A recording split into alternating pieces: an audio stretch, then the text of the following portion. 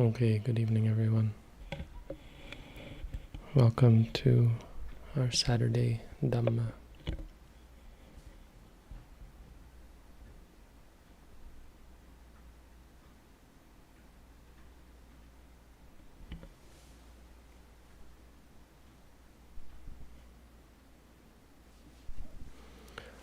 I was recently approached by someone in the nearby area. I was eating lunch, and someone came up to and talked to me, a man from Nepal. He asked me if I was a Buddhist monk,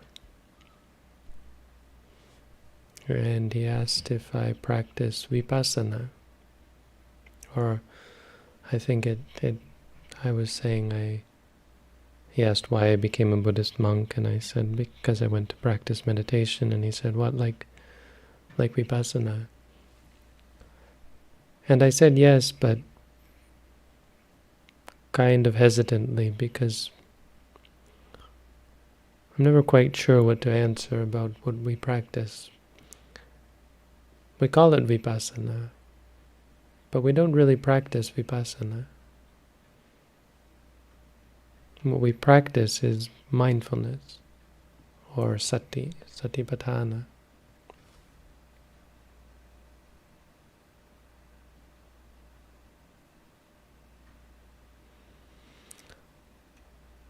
And, well, satipatthana is something very important to talk about. I thought tonight I would talk a little bit about vipassana, because it comes up and people ask about it and talk about it, and we do claim that our practice is called vipassana meditation. The reason why we make that claim, and can make that claim, is because the meaning behind it is that our purpose is vipassana, our goal. Like if someone asks you or asks me what I'm studying in university, I can say I'm doing my undergraduate degree. But the degree itself only comes at the end. The degree is what I'm aiming for.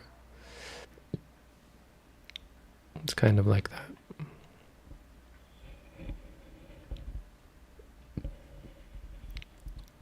But we call it vipassana meditation. It's become a bit of a buzzword in the right circles.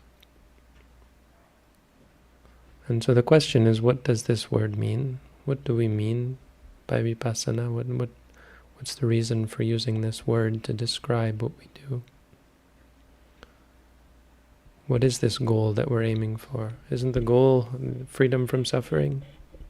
Enlightenment? Peace? What's this idea of a new goal or an intermediary goal? So the word vipassana means insight. It's a fairly literal translation. Passana means sight or seeing. And vi means special or penetrative, like getting into or through. Means clear.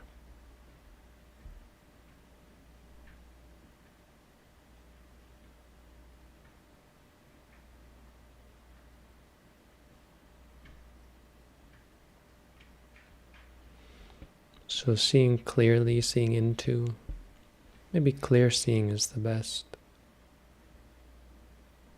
Vipassana means to see out, to see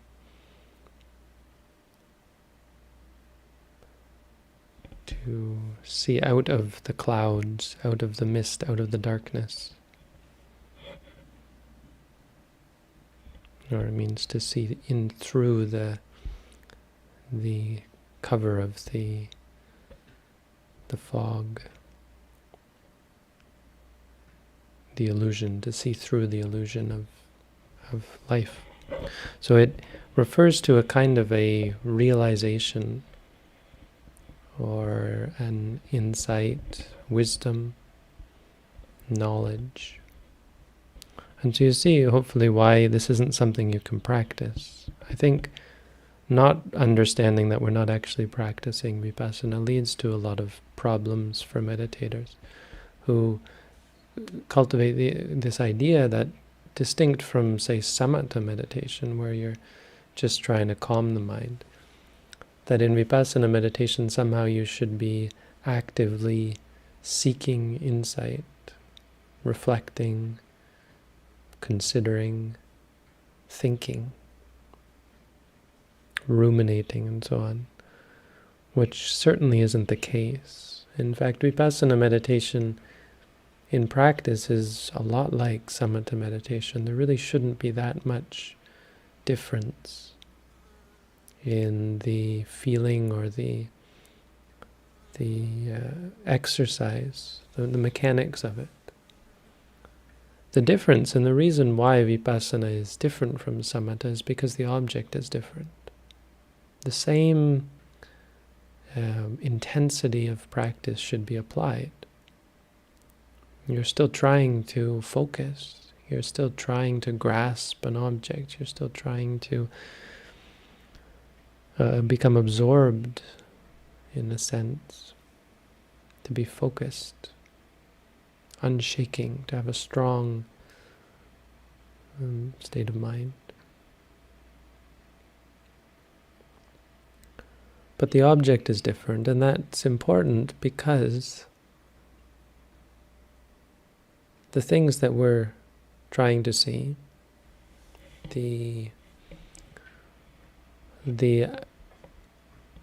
realizations that constitute a revealing of reality, the casting off of the delusion and the darkness of our murky, unmindful states of mind. These realizations can only be found in a certain type of object.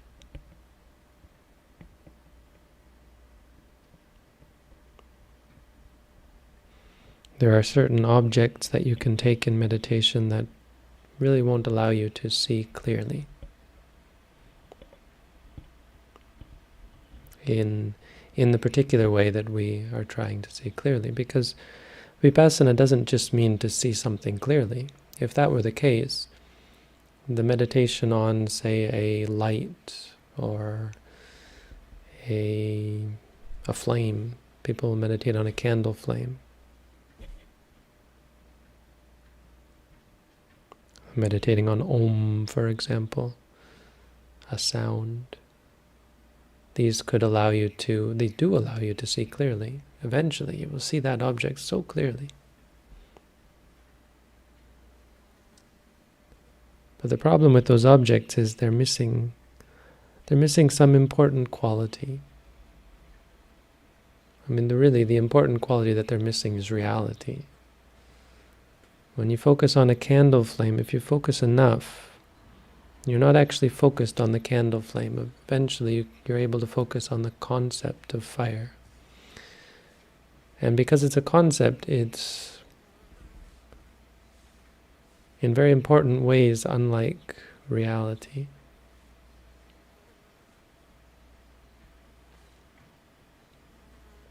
So I talked recently about evil and how that's the only thing standing between us and happiness.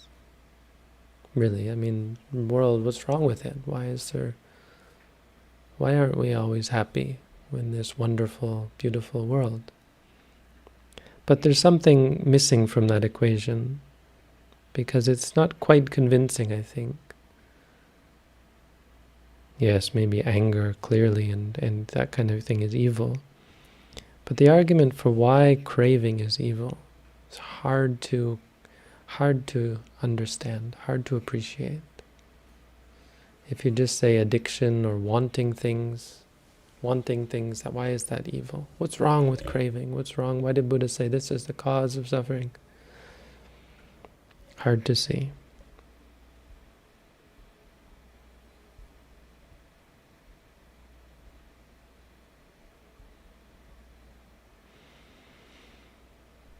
But the reason why craving is problematic is not a good thing, ultimately, is because of the qualities of reality. Once you see reality, it's almost like magic. Your perception of craving and desire changes. When you look at reality and actually see it for what it is, there's, for some reason, and we'll explain why, the desire you held for reality it vanishes.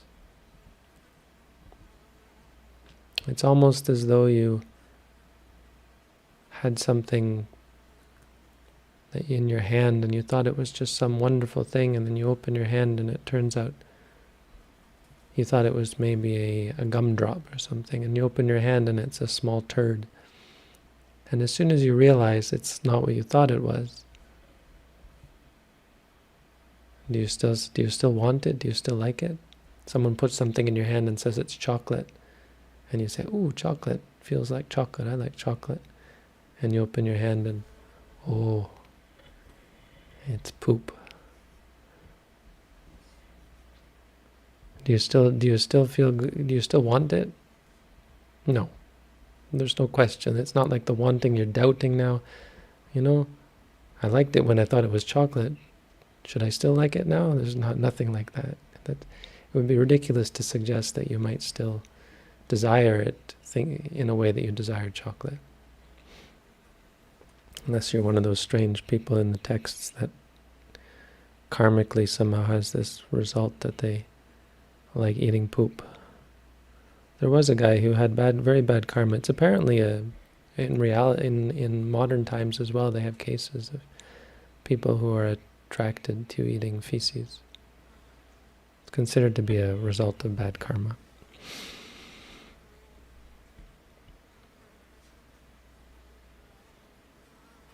But why is it? Why is it when you look at reality? Certainly when you stare at a candle flame, you don't realize that. You can stare at it and see that it becomes so engrossed in this in fire, or a light, or Om, for example. Why is it you can focus on Om for days, weeks, months, years, and never lose your interest in it? These concepts, the object, it's not the sound anymore, it's the concept of Om, or it's the concept, it's the light. Concept means it's something that you conceive of in your mind. Like if I close my eyes and I think of the Buddha, still the Buddha. I can focus on the Buddha as long as I want, and if I become very, very focused on the Buddha, I will never get tired of that concept. Why doesn't that work for reality? Why can't I focus on the buzzing of the fly in this room? We need a net, because not because it's annoying, but because poor fly doesn't want to be in here. I need to get the fly out.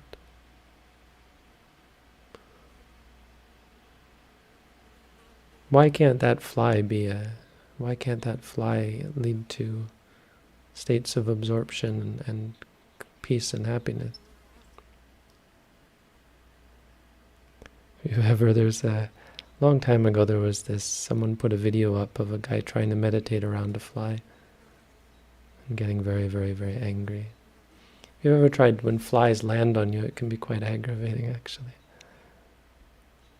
But I think even just the fly buzzing, if you're trying to be peaceful, if you're attached in a sort of a samatha meditation kind of way to peace and calm, a fly buzzing could be quite disturbing, quite unpleasant.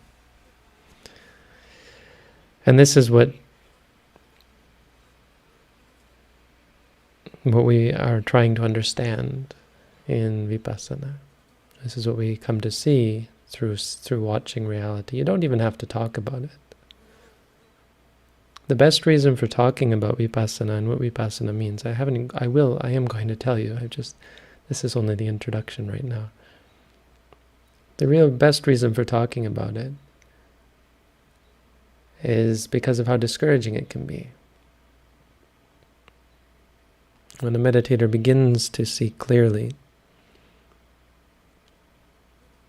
when they actually commit to observing reality,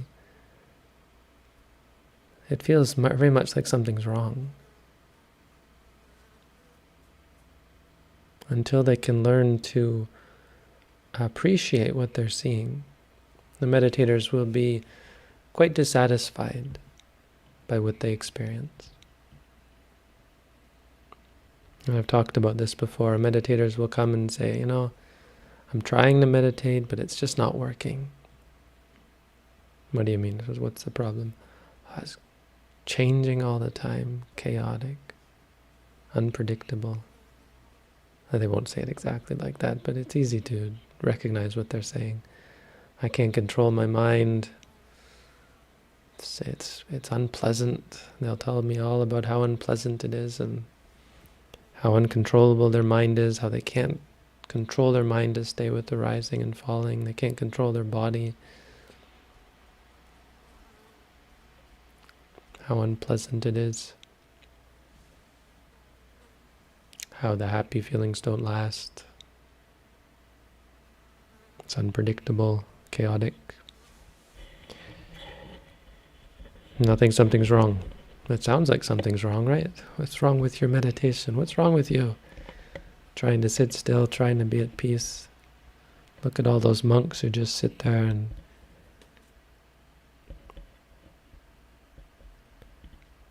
still like a forest pool. Why aren't we like that?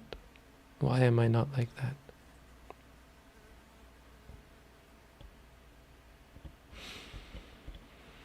Vipassana means to see three things. Many of you are familiar with these three things. If not, you should be. Again, this is what we're trying to practice. It means to see that inside of ourselves and in the world around us, every real thing, not something we conjure up in our minds, like the Buddha. Yep, still the Buddha. No. The things that are real are impermanent, unpredictable, unstable, changing. Viparinama Dhamma, of a nature to change.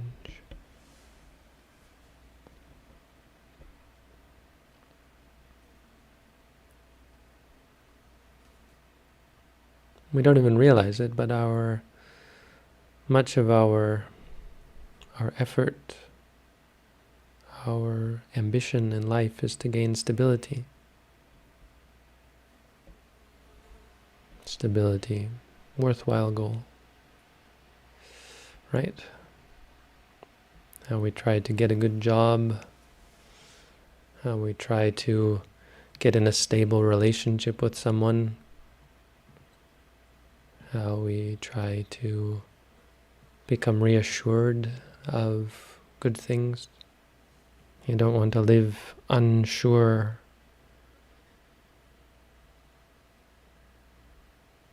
So we build up all these concepts of things. We find things that last long, like a good job, a stable family situation or society. And we build up these ideas of stability and permanence.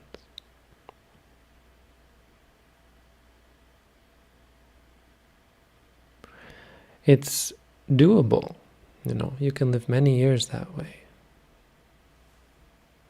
But it's really dumb. It's really, really unwise. It's unwise because of how short-sighted it is. our view of the world of reality is terribly short-sighted. Well, it's meaningless. You live some few years in a stable situation. Reality is unpredictable. You commit to this idea of stability, and your neighbors, what's happening with them? Look around your neighborhood. You'll find someone who's lost everything, been devastated, got in a car accident, lost their legs, lost a limb, got cancer. Yeah, cancer, right? Can your job protect you from cancer? Can your family protect you from cancer? So many things. It's not happening to me. How foolish, right? It will. Something will happen. Again and again and again and again and again and again and again. Has happened again and again and again and again. We cut out this little piece of time and say, look at how stable everything is. Look at how the universe goes smooth. And we're good at forgetting as well. We're good at forgetting all the chaos. It's amazing how some people can just forget and say, yeah, life is good, when you've seen them crying and wailing and moaning and utterly depressed before. If you look at dogs are like this, or cats, totally massacring each other and then wagging their tails the next moment. Humans are not much better. A big part of the problem, I think, is that our lives are... Well, I don't know what's the problem. Is it because our lives are too short or our lives are too long? If our lives are too long, we lose sight of impermanence. Right? There's beings who live millions or billions of years. Human life is relatively short. And it's funny because that shortness of life, the specter of death, often prevents us from seeing impermanence. It forces us to focus on meaningless things, on grasping at some sort of stability while we can. It's funny, right? You'd think with death approaching we'd be a little more philosophical. Some are, many are. Hopefully people listening to this generally are. Try to be more philosophical and think, oh yeah, death changes everything, but not just death, sickness, loss, change. But this is all, it's a little bit depressing to talk about life in that way.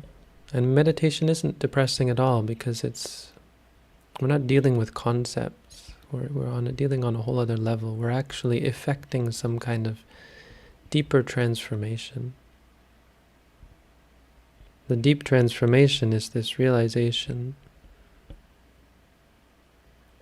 vipassana. It's not like something you can really even should put into words. You could try, I could sit here and intellectualize it and give you an idea of it, but the realization of impermanence is this change of mind. It's not a thought that comes up, it's a change of perspective. Instead of seeing things as stable and in terms of how can I make them more stable, it's about seeing the impermanence, seeing the chaos, and in some sense becoming comfortable with it. Not exactly comfortable with it, but comfortable in the face of it. It's not like impermanence is ever going to be a great thing, a good thing. Yes, sometimes change is good, but incessant change, constant change, unpredictable change,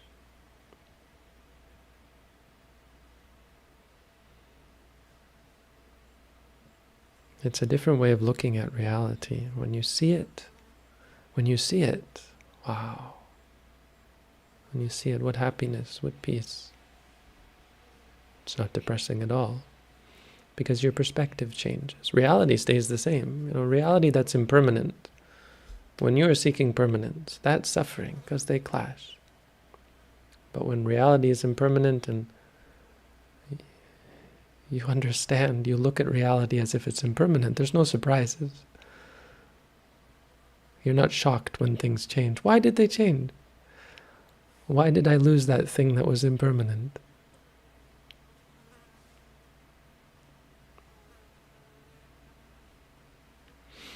That's the first one. The second one is suffering, dukkha.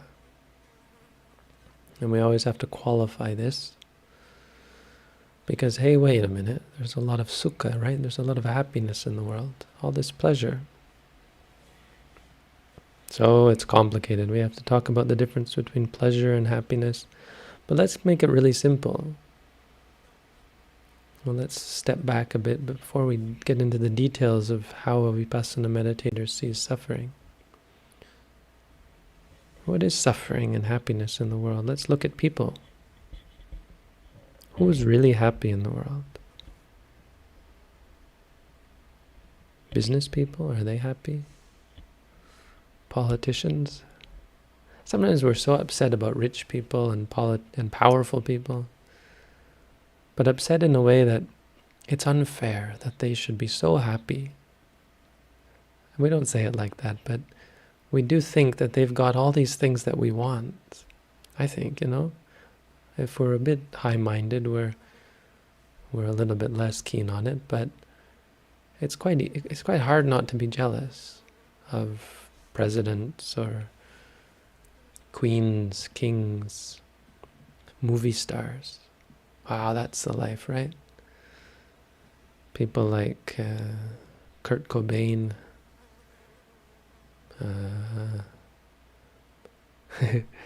is the best example. No, it's a bad example, I suppose, but he was very rich, right? Very famous. Britney Spears is, I think, a good example, if you know anything about her history, the hard times she's gone through. I remember, before I was Buddhist, I think it was what are the music awards? Some music award thing. What's the big music award? Is that the Grammys? Anyway, some big music award. And they had a pre-interview, and it was remarkable how she was really not happy. She looked great. She looked ready to get up on stage, but she said, I think I'm done. I think I want to take a break. Now, I don't know what the details of her life were, but who was really happy? Rich people? What about famous activist people? I was thinking earlier about who would be happy. What about Gandhi? With all his political activities, I don't think so. I think some happiness at getting a free India, but I don't think Gandhi was much like he was in the movie, from what I hear. What about, I was thinking Martin Luther King. I bet Martin Luther King had some happy times, because I think he did some good for people. And I think that's a key, right? What makes us happy is good things. Doing good things makes us happy.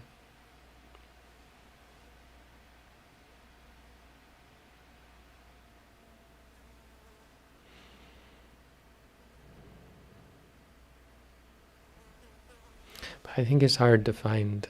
It's hard to even conceive of someone happier than an enlightened being.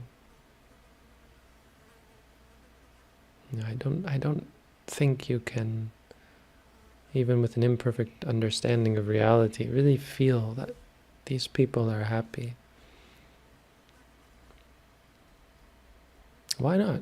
Why aren't we happy with all these good things, getting what we want, right? We're jealous of them. But when you look at them, do they seem happy to you? I think generally no. Generally they shouldn't seem happy. If they seem happy, I think there's something wrong with your perception. Yeah, sure, happy sometimes. Pleasure, great pleasure. We're jealous of their pleasure. But there's stress involved. Why? Why is it dukkha? Sukha is even dukkha. All the pleasure that we get in the world is still dukkha.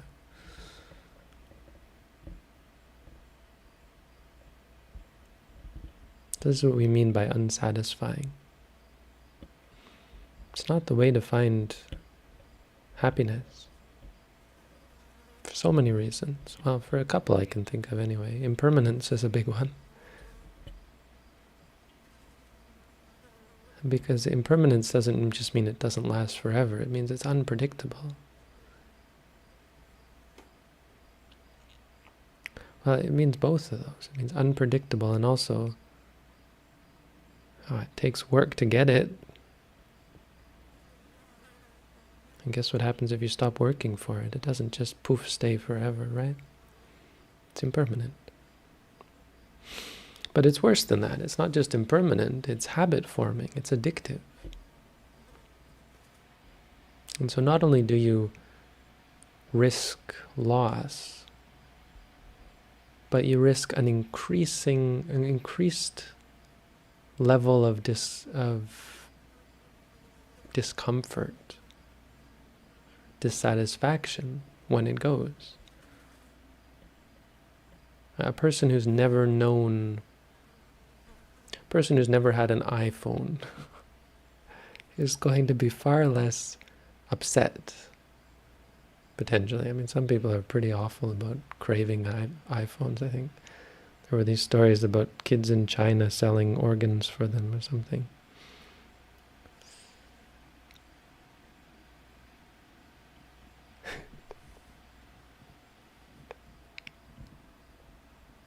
So someone who's never heard of an iPhone, let's go there. Because it's not about the thing, right? It's about the experience. If you see advertisements with famous people holding iPhones, it's very easy to crave something you've never had. Mahasi Sayadaw talked about this. He thought it was interesting.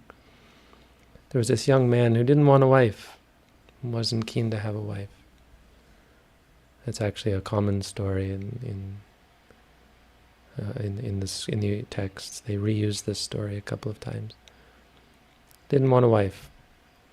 No interest. He had been reborn from the Brahma realms, and in the Brahma realms there's no sexual intercourse or romance, so just didn't have interest. His parents tried to get him interested, said, look, we'll find you a wife. You need to marry, you need to pass on whatever you pass on. And he got so fed up, he said, look, and he was rich, his family was rich, so he called the goldsmiths in and he asked for some gold, and he started carving a golden statue.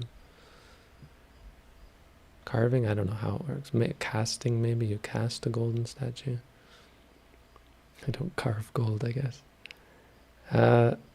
Created a statue that was so beautiful. It was a woman who was just the perfect shape and perfect features, everything. And he said, if you can find me a woman who looks like this, I will get married.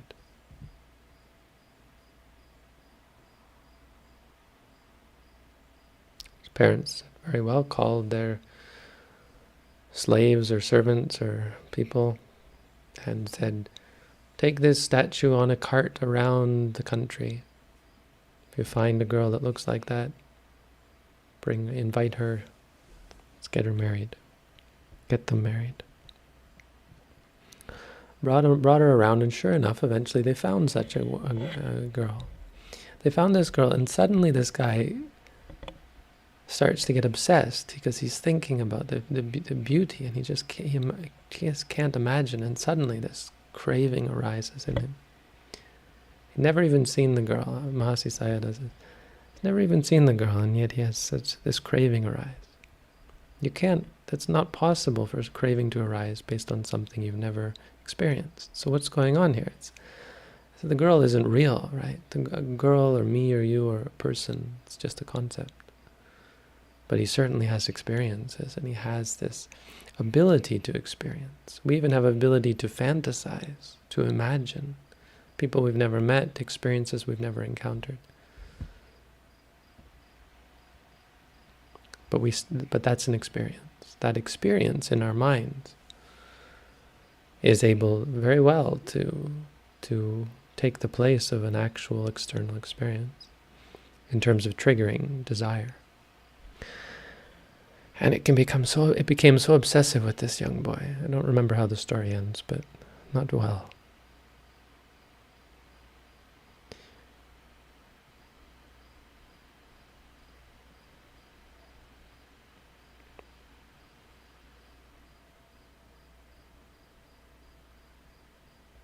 You know, these stories about people who become rich and how it spoils them. Why are rich people not great? Isn't it good karma? Isn't it because of good karma? Aren't they people who have lots of good karma? Yes, but good karma brings you happiness. Happiness quite often brings you bad karma. Why? Because it's addictive. Happiness is addictive. Once you get happiness, nobody really thinks about doing good deeds. That's not true, but it becomes harder. This is why heaven is, some people say, don't go to heaven. Too happy. Now, I don't subscribe to that. I always tell people go to heaven because there's lots and lots of Buddhists in heaven. And I hope they don't disappoint me or us by when we say that they're probably all listening, studying the Dhamma and practicing the Dhamma, and they're sitting still in meditation for months on end. That's where you want to go. But without the Buddha's teaching, heaven is very dangerous. It leads to great corruption. I mean, study addiction. It's undeniable. We just don't make that leap from taking heroin, being addictive, to watching pornography, being addictive. It's the same chemicals in the brain, right? There's still one, I guess heroin adds chemicals to the brain, but we've got lots of chemicals up there already. We're pretty good at producing our own drugs.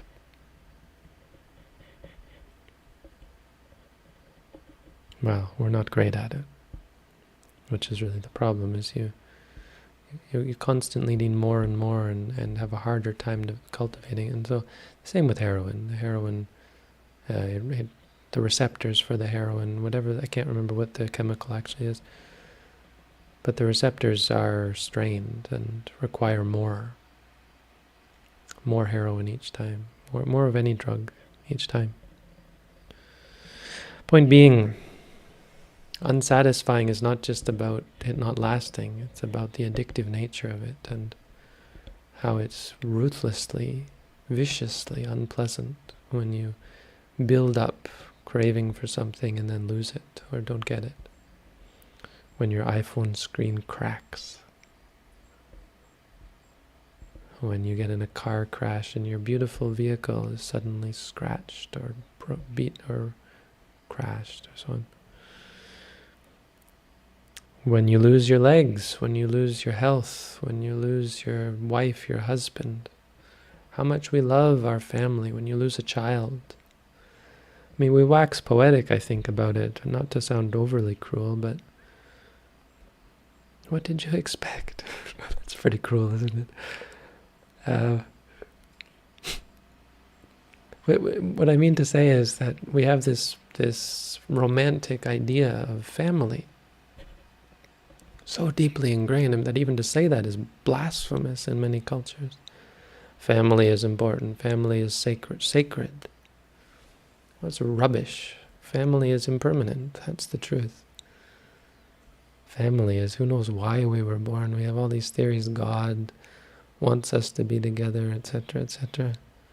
Rubbish. Truth is, nobody really knows why we're born together. No, most people don't know. What I mean to say is society in general has lots of speculation and eventually settles on a not knowing kind of physicalist view that, oh, it's just random. Or not random, but whatever. There's no meaning behind it. But, important point, family is impermanent. All of your family members could die at any time. And that's unfortunate because they make you happy, if they make you happy. It's unfortunate if they make you happy, but it's even worse than that. It's devastating. Not because they make you happy, but because you've come to depend on that happiness. How wonderful it is to see all of our family members. Not only do we feel that, we rejoice in it and we believe it to our depths of ourself, how important it is. Well, guess what? You're all gonna die. We're all gonna die. I mean, it's not even pessimistic to say that. It's like this happens every 100 years or so. It's been happening and happening and happening. Aren't you tired of it yet? It's like Groundhog Day, except it lasts 70, 80, 90 years if we're lucky. Then we do it all over again. Fortunately, we forget. Suffering. So this is suffering. Dukkha. I mean, this is sort of the depressing side of it. How all this crap that we cling to is not going to satisfy us. But suffering is actually liberating and such a happy thing to see. When you see it phenomenologically, again, it's the same with impermanence, same as with impermanence. Seeing it as a meditator is a source of great joy, great peace. Oh, those things I was clinging to are not satisfying. It's not a thought. Again, it's a shift of perception. Think of someone who is miserly and clinging to things, suddenly realizing, oh yes, I shouldn't cling. How happy they will suddenly be.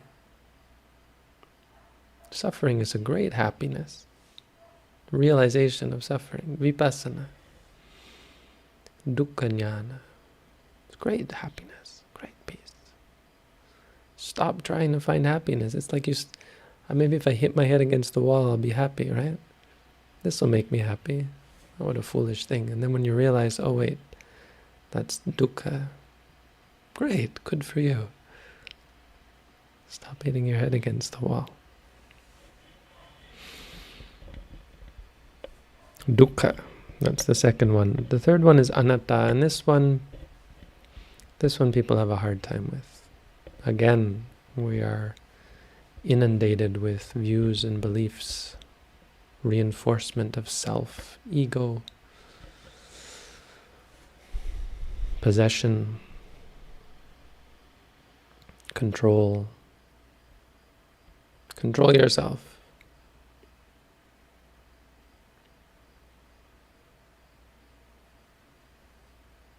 Mine, me, mine. The words we use are ahankara, mamankara. It's a very, very beautiful way of putting it. When I first heard this, I thought that's so apt. Because ahang means I, mamang means my, and kara means making. It's from karma, it's kar, the root kar, which means to do, to make. I making and my making. Ahankara, mamankara. In Thai they say ahankan, mamankan. It's just a corruption of the Pali.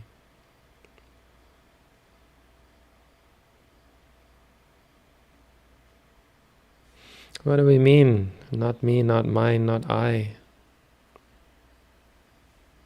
Well, let's step back again. Look at the facts. Is our body ours? Did I get to choose this ugly face? Did I choose to go bald? Makes shaving easier. What about my smell? Did I choose to smell like this? Did I choose to sweat like this? Did I choose for my beard to grow? No, the body's not self. But wait a minute, the mind, I can decide to go on a diet or so on. I can decide to be healthy.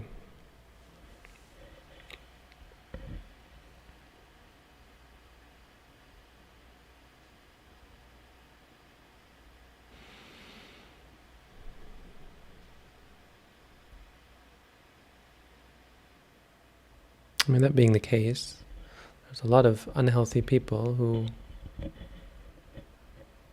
wish they could be healthy. Fat people who want to be thin. People who are addicted to junk food, who want to go on a diet, for example. There are people who are depressed and angry and anxious and afraid, sad, confused, and can't stop, can't turn it off.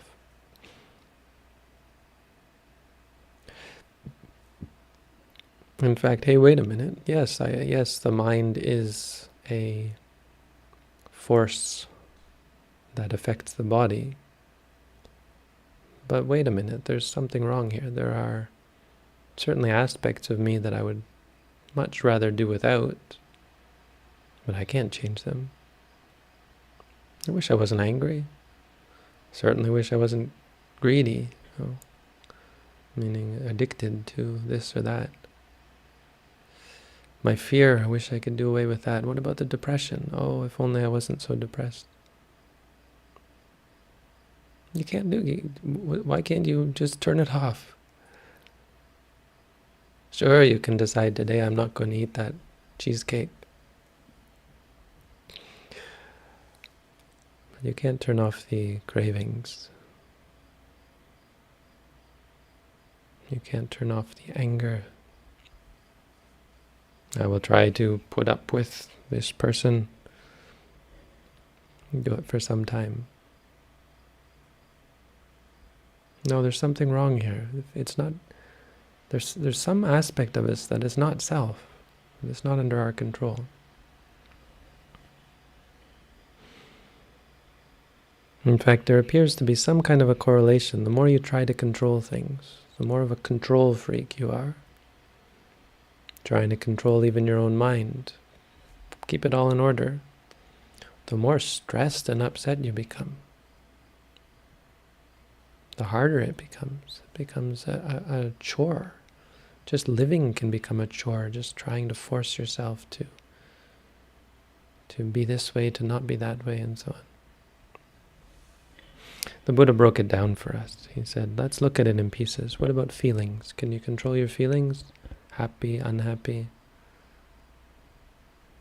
Can you say, poof, let me be happy? Because if you could, well, you'd never be unhappy, right? I'm going to be happy all the time. Can you just say that?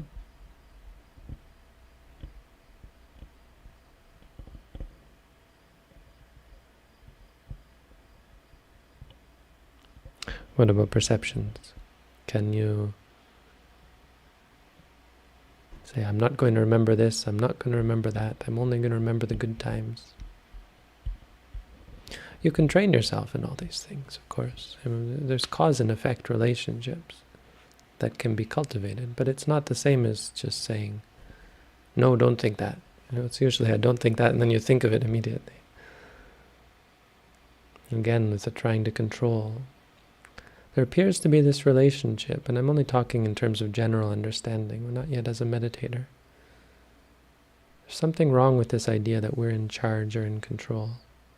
Because we have this vague idea that we are. This vague idea that, yeah, I can fix that, I can fix this. But the more we try, when we actually apply ourselves to control, it makes things worse. Why are we suddenly more stressed?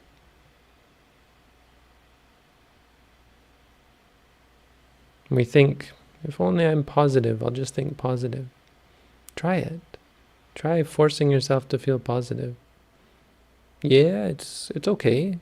It's it's these acerbations where you change your mind state, right? There is some good there. It's not really real. It's not really natural.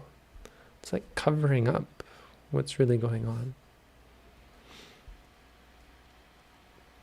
This is one thing about vipassana. Why I'm making this distinction between ordinary way of looking and insight way of looking is Through the practice of vipassana, it's real in a way that any kind of intellectual or forceful effort to change things, for example, it's going to be much different from that. It isn't, that way isn't the same. So vipassana, non-self according to vipassana is based on seeing experiences. It's about, again, not just saying there is no self. That's not what any of this is about. It's not about taking on a view, this is impermanent, this is suffering, this is non-self, this is not self. That's a way of describing what you experience, but it's a change of view. It's a realization that trying to change things, approaching things in terms of me, mine, is wrong. It's not intellectually wrong. You're saying, well, it's not you, it's not yours. It's just a concept. That's not the point. The point isn't, is it yours, is it not yours? The point isn't, is it you, is it not you? Is it me, is it not me? Is it myself, is it not myself? That's not the point. It's not useful to answer that question. The Buddha never answered the question, is there a self, is there not a self? As far as I know, he didn't. In fact, he was quite clear that he wasn't going to. Not because there is a self. It's just, don't answer that, don't think like that. That's not the point. There's no anything. There's no box of Kleenex right here. I'm advertising for them. It's an experience. It's a series of experiences.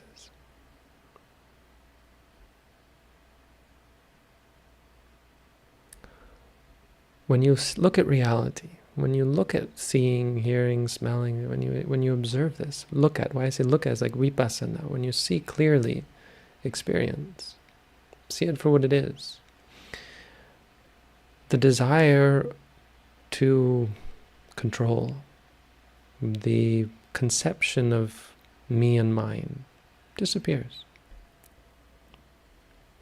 You see things as not self. You see things as impersonal, is maybe the best way of describing it. And though it does sound kind of dry and distasteful, it really is. It's impersonal, meaning there's no concept of the person. And it sounds awful, I suppose. Impersonal, cold and impersonal, is what we say. But it's wonderful. When you do away with this concern, me and mine, what's wrong with pain? If the bhikkhuni is in pain, I'm not hurting. I'm not upset. I feel sorry for her, maybe.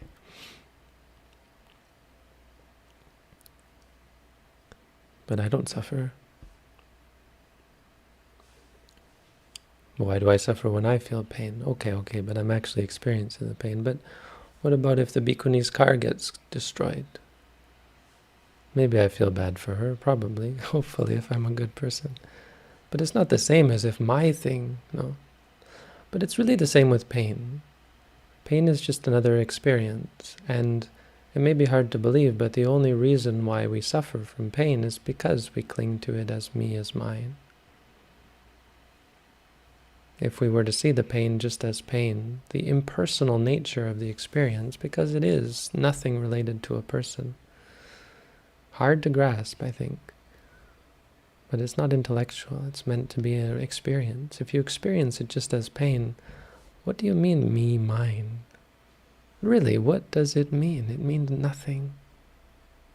It's an intellectualization that becomes something meaningful to us and leads us to suffer. Oh no, I'm in pain. We develop knee-jerk reactions to things like pain. I suppose we could conjecture from a long-term point of view, because pain is associated with broken bones, blood, loss, loss of or disturbance in the body, which we don't like. That association over lifetime after lifetime has created this aversion and reinforced it. Of course, scientists will tell you that's rubbish. It's just a brain response, but it's unfortunately short-sighted there. No, the pain is just pain. It's just an experience. But we do this with much more than pain. How much pain do we feel when our iPhone slips through our fingers and cracks on the floor? How much pain do we feel when our mother, father, sister, brother gets sick, dies? Son, daughter, friend, or when they just change, right? Because of their impermanence, because they're not real. And our concept of them as being, oh, this person is so nice to me, and then they smack you or yell at you or something. Oh. I mean, it's unpleasant in the first place, but it's much worse because we're shocked. What happened to them? Impermanent. It's much worse than just if a stranger did it, or if a stranger dies. When I hear about strangers dying, I'm not depressed, but when I hear about my mother, father, sister, brother, son, daughter, good friend dying, it feels bad.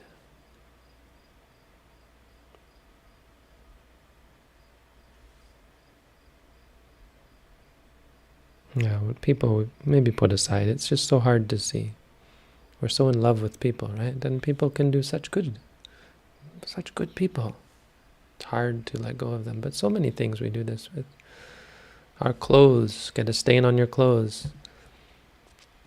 If you borrowed it from someone else, maybe you don't feel the same way. You feel afraid because you're worried about the fallout and the consequences.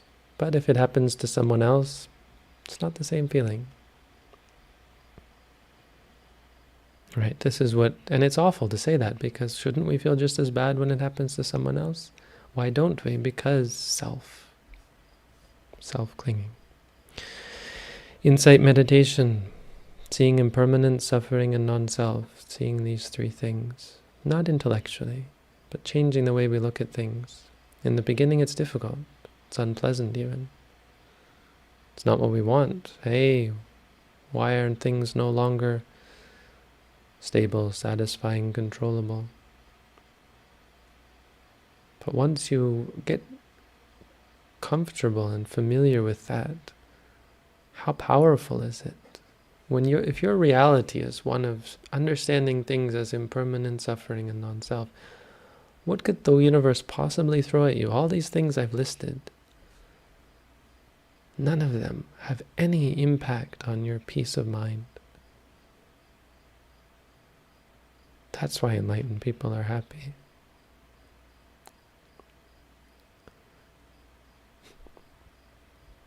Anyway, that's the Dhamma for tonight. 1 hour exactly. Thank you all for tuning in. Have a good night.